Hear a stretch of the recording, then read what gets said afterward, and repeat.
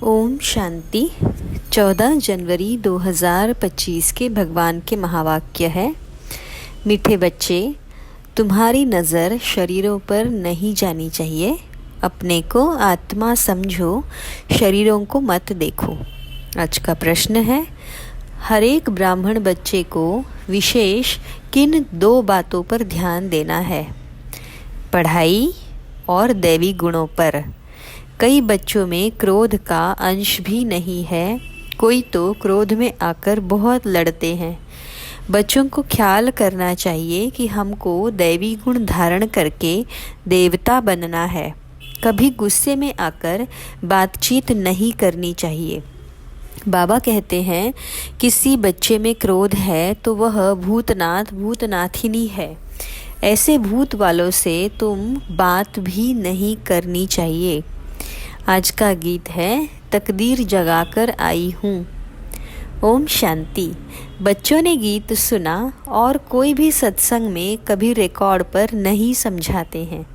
वहाँ शास्त्र सुनाते हैं, जैसे गुरुद्वारे में ग्रंथ का 2 वचन निकालते हैं, फिर कथा करने वाला बैठ उनका विस्तार करते हैं। रिकॉर्ड पर कोई समझाए यह कहाँ होता ही नहीं है। अब बाबा समझाते हैं कि ये सब गीत है भक्ति मार्ग के। बच्चों को समझाया गया है ज्ञान अलग चीज़ है, जो एक निराकार शिव से ही मिल सकता है। इसको कहा जाता है रूहानी ज्ञान। ज्ञान तो बहुत प्रकार के होते हैं ना। कोई से पूछा जाएगा, यह गलीचा कैसे बनता है, तुमको ज्ञान है? हर चीज़ का ज्ञान होता है, वह है ही जिस्मानी बातें। बच्चे जानते हैं हम आत्माओं का रूहानी बाप वह एक है, उनका रूप दिखाई नहीं पड़ता है। उस निराकार का चित्र भी है सालिग्राम मिसल। उनको ही परमात्मा कहते हैं। उनको कहा ही जाता है निराकार। मनुष्य जैसा आकार नहीं है। हर वस्तु का आकार ज़रूर होता है, उन सब में छोटा छोटा आकार है आत्मा का। उनको कुदरत ही कहेंगे। आत्मा बहुत छोटी है, जो इन आँखों से देखने में नहीं आती। तुम बच्चों को दिव्य दृष्टि मिलती है सिर्फ और सिर्फ इस संगम पर, जिससे सब साक्षात्कार करते हो। जो पास्ट हो गए हैं उनको दिव्य दृष्टि से देखा जाता है। पहले नंबर में तो यह पास्ट हो गया है, अब फिर आए हैं तो उनका भी साक्षात्कार होता है बहुत सूक्ष्म। इससे समझ सकते हैं, सिवाय परमपिता परमात्मा के आत्मा का ज्ञान कोई दे नहीं सकता। मनुष्य आत्मा को यथार्थ रीति नहीं जानते, वैसे परमात्मा को भी यथार्थ रीति नहीं जान सकते। दुनिया में मनुष्यों की अनेक मतें हैं। कोई कहते हैं आत्मा परमात्मा में लीन होती जाती है, कोई क्या कहते, कोई क्या। अभी तुम बच्चों ने जाना है, सो भी नंबरवार पुरुषार्थ अनुसार सबकी बुद्धि में एक रस तो बैठ ना सके। घड़ी घड़ी बुद्धि में बिठाना होता है, हम आत्मा है, हम आत्मा है। आत्मा को ही 84 जन्मों का पाठ बजाना है। अब बाबा कहते हैं, अपने को आत्मा समझ, मुझ परमपिता परमात्मा को जानो और याद करो। बाबा कहते हैं, मैं इनमें प्रवेश कर तुम बच्चों को नॉलेज देता हूँ। तुम बच्चे अपने को आत्मा नहीं समझते हो, इसलिए तुम्हारी नज़र इस शरीर पर चली जाती है। वास्तव में तुम्हारा इनसे कोई काम नहीं है। सर्व का सद्गति दाता तो वह शिव बाबा है। उनकी मत पर हमको सुख देते हैं।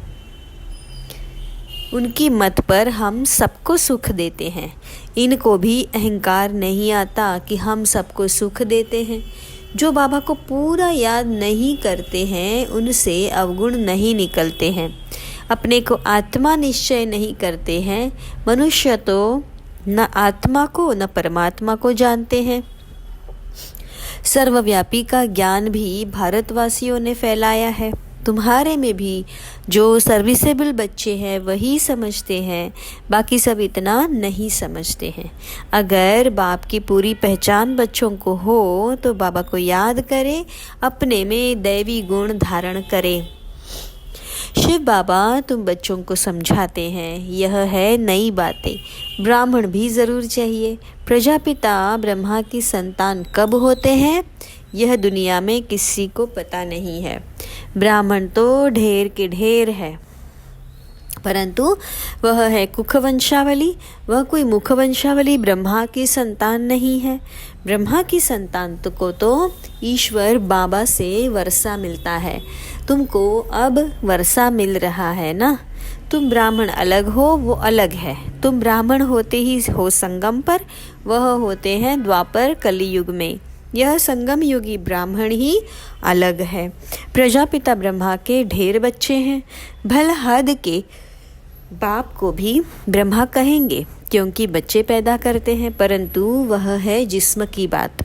यह बाबा तो कहेंगे सब आत्माएं हमारे बच्चे हैं, तुम हो मीठे मीठे रूहानी बच्चे। ये किसी को समझाना भी सहज है। शिव बाबा को अपना शरीर नहीं है, शिव जयंती मनाते हैं परंतु उनका शरीर देखने में नहीं आता। बाकी और सबका शरीर है, सब आत्माओं का अपना अपना शरीर है। शरीर का नाम पड़ता है, परमात्मा का अपना शरीर नहीं, इसलिए उनको परम आत्मा कहा जाता है। उनकी आत्मा का ही नाम शिव है, वह कभी नहीं बदलता। शरीर बदलते हैं तो नाम भी बदल जाते हैं। शिव बाबा कहते हैं मैं सदैव निराकार परम आत्मा ही हूँ। ड्रामा के प्लान अनुसार अभी यह शरीर लिया है। सन्यासियों का भी नाम बदलता है, गुरु का बनते हैं तो नाम बदलता है। तुम्हारे भी नाम बदले थे, परंतु कहाँ तक नाम बदलते रहेंगे। कितने भागंती हो गए, जो उस समय थे उनका नाम रख दिया, अब नाम नहीं रखते हैं। किस पर भी विश्वास नहीं है। माया बहुतों को हरा देती है तो भागंती हो जाते हैं। इसलिए बाबा किसका भी नाम नहीं रखते हैं। किसका रखे किसका ना रखे वह भी ठीक नहीं। कहते तो सब है बाबा हम आपके हो चुके हैं, परंतु यथार्थ रीति हमारे होते थोड़े ही हैं। बहुत है जो वारिस बनने के राज को भी नहीं जानते हैं। बाबा के पास मिलने आते हैं परंतु वारिस नहीं है, विजय माला में नहीं आ सकते। कोई कोई अच्छे बच्चे समझते हैं हम तो वारिस बच्चे हैं, परंतु बाबा समझते हैं यह वारिस है नहीं। वारिस बनने के लिए भगवान को अपना वारिस बनाना पड़े, ये राज समझाना भी मुश्किल है। बाबा समझाते हैं वारिस किसको कहा जाता है। भगवान को कोई वारिस बनाए तो मिल्कियत देनी पड़े, तो बाप फिर वारिस बनाए।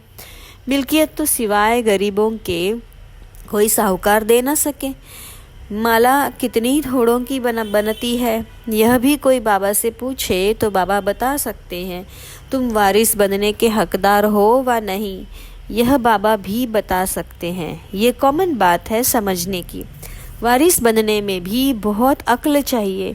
देखते हैं लक्ष्मी नारायण विश्व के मालिक थे, परंतु वह मालिक बना कैसे लिया यह कोई नहीं जानते। अभी तुम्हारी एम ऑब्जेक्ट तो सामने है, तुमको यह बनना है।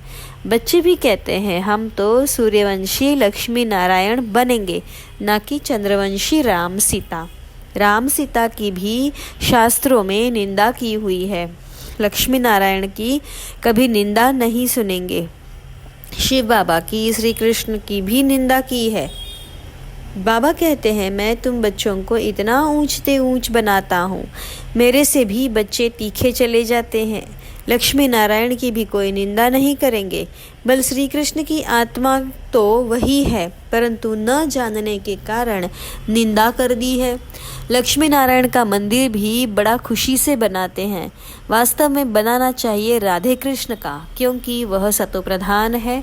यह उन्हों की युवा अवस्था है तो उनको सतो कहते हैं। वह छोटे हैं इसलिए सतो प्रधान कहेंगे। छोटा बच्चा महात्मा समान होता है। जैसे छोटे बच्चों को विकार आदि का पता नहीं रहता, वैसे वहाँ बड़ों को भी पता नहीं रहता कि विकार क्या चीज़ है। ये पांच भूत वही वहाँ होते ही नहीं, विकारों का जैसे कि पता ही नहीं है। इस समय है ही रात, काम की चेष्टा भी रात को ही होती है। देवताएं हैं दिन में तो काम की चेष्टा नहीं होती। विकार कोई होते नहीं, अभी रात में सब विकारी है। तुम जानते हो दिन होते ही हमारे सब विकार चले जाएंगे। पता नहीं रहता कि विकार क्या चीज़ है। यह रावण के विकारी गुण है। यह है विशियस वर्ल्ड। वाइसलेस वर्ल्ड में विकार की कोई बात नहीं होती। उनको कहा ही जाता है ईश्वरीय राज्य। अभी है आसुरी राज्य, यह कोई नहीं जानते। तुम सब कुछ जानते हो नंबरवार पुरुषार्थ अनुसार। ढेर बच्चे हैं, कोई भी मनुष्य समझ नहीं सकते कि यह सब बिके किसके बच्चे हैं। सब याद करते हैं शिव बाबा को, ब्रह्मा को भी नहीं। ये खुद कहते हैं शिव बाबा को याद करो, जिससे विक्रम विनाश होंगे, और कोई को भी याद करने से विक्रम विनाश नहीं होंगे। गीता में भी कहा जाता है मामेकम याद करो। श्री कृष्ण तो कह न सके, वर्षा मिलता ही है एक निराकार बाबा से। अपने को जब आत्मा समझे तब निराकार बाप को याद करे। मैं आत्मा हूँ, पहले यह पक्का निश्चय करना पड़े। मेरा बाप परमात्मा है। वह कहते हैं मुझे याद करो, मैं तुमसे को वर्षा दे दूंगा। मैं सबको सुख देने वाला हूँ। मैं सभी आत्माओं को शांति धाम ले जाता हूँ। जिन्होंने कल्प पहले बाबा से वर्षा लिया होगा वही आकर वर्षा लेंगे, वही ब्राह्मण बनेंगे। ब्राह्मणों में भी कुछ बच्चे पक्के होते हैं, मातेले भी बनेंगे, सौतेले भी बनेंगे। हम निराकार शिव बाबा की वंशावली है। जानते हैं बिरादरी कैसे बढ़ती जाती है। अभी ब्राह्मण बनने के बाद हमको वापस जाना है। हम निराकार शिव बाबा की वंशावली है। जानते हैं बिरादरी कैसे बढ़ती जाती है। अभी ब्राह्मण बनने के बाद हमको वापस जाना है। सब आत्माएं शरीर छोड़कर वापस जानी है। पांडव और कौरव दोनों को शरीर छोड़ना है। तुम यह ज्ञान के संस्कार ले जाते हो, फिर उस अनुसार प्रारब्ध मिलती है। वह भी ड्रामा में नूंद है। फिर ज्ञान का पाठ खत्म हो जाता है। तुमको 84 जन्मों के बाद फिर ज्ञान मिला है। फिर यह ज्ञान प्रायलोप हो जाता है। तुम प्रारब्ध भोगते हो। वहाँ और कोई धर्म वालों के चित्र आदि नहीं रहते। तुम्हारे भक्ति मार्ग में भी चित्र रहते हैं। सतयुग में किसका चित्र आदि नहीं रहता है। तुम्हारे चित्र ऑलराउंड भक्ति मार्ग में रहते हैं। तुम्हारे राज्य में और कोई का चित्र नहीं है, सिर्फ देवी देवता ही रहते हैं। इससे ही समझते हैं आदि सनातन देवी देवता ही है।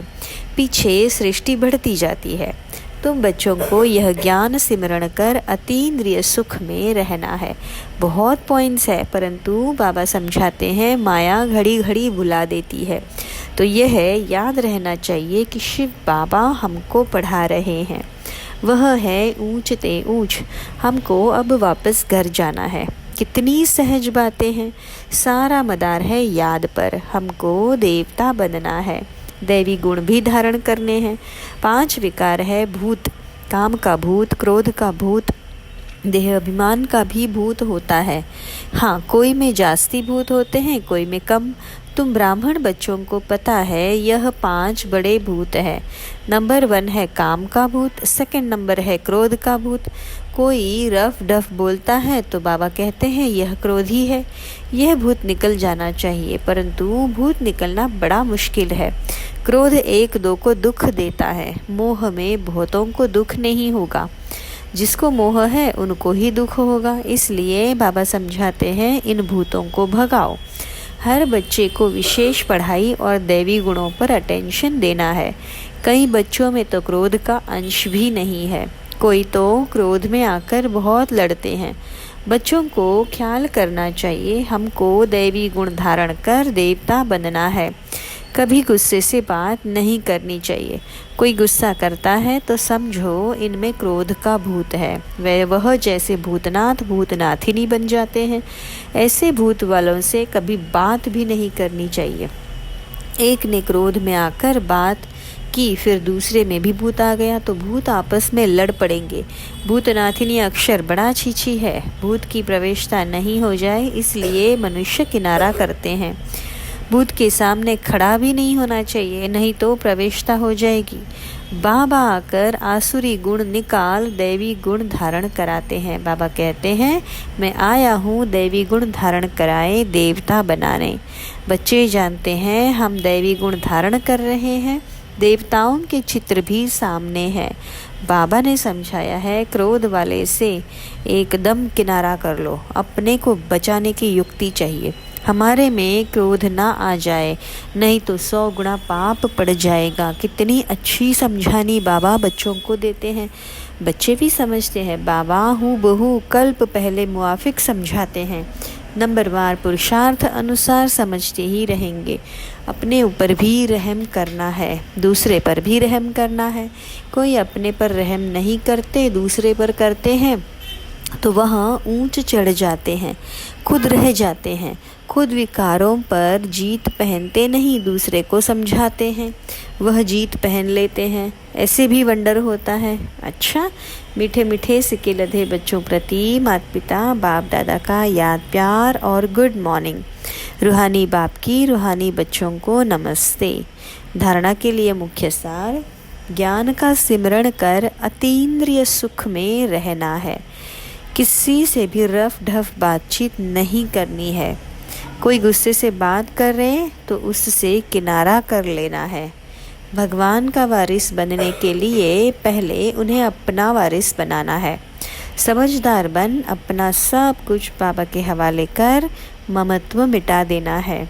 अपने ऊपर आपे ही रहम करना है। आज का वरदान, साक्षी हो, ऊंची स्टेज द्वारा सर्व आत्माओं को सकाश देने वाले बाप समान अव्यक्त फरिश्ता भव। चलते फिरते सदैव अपने को निराकारी आत्मा और कर्म करते अव्यक्त फरिश्ता समझो तो सदा खुशी में ऊपर उड़ते रहेंगे। फरिश्ता अर्थात ऊंची स्टेज पर रहने वाला। इस देह की दुनिया में कुछ भी होता रहे, लेकिन साक्षी हो, सब पाठ देखते रहो और सकाश देते रहो। सीट से उतरकर सकाश नहीं दी जाती। ऊंची स्टेज पर स्थित होकर वृत्ति दृष्टि से सहयोग की, कल्याण की सकाश दो। मिक्स होकर नहीं, तब किसी भी प्रकार के वातावरण से सेफ रहे बाप समान अव्यक्त फरिश्ता भव के वरदानी बनेंगे। स्लोगन है, याद बल द्वारा दुख को सुख में और अशांति को शांति में परिवर्तन करो। शुक्रिया बाबा, शुक्रिया। ओम शांति।